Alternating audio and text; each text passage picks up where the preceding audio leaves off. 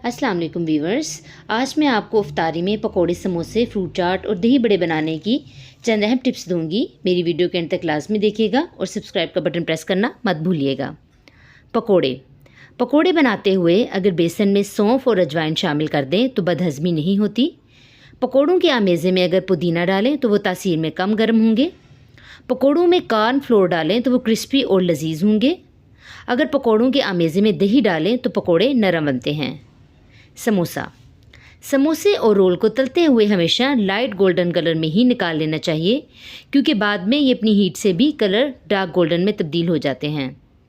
रमज़ान में जब समोसे और रोल बनाकर फ्रीज़ किए जाते हैं तो वापस में चिपक जाते हैं, लेकिन अगर इन पर कॉर्न फ्लोर छिड़का जाए तो चिपकते नहीं और बहुत खस्ता बनते हैं।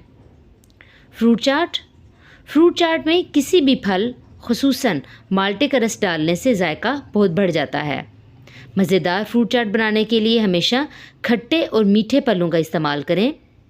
फ्रूट चाट में सब फल काट कर मिक्स कर लें और फ़ौरन इन पर नमक और नींबू निचोड़ दें। इससे फलों का रंग काला नहीं होगा।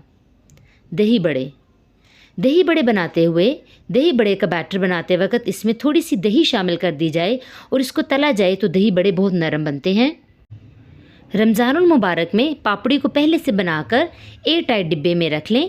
पापड़ी पूरा महीना नरम रहेगी। वीडियो को अंत तक देखने का शुक्रिया। अल्लाह हाफिज़।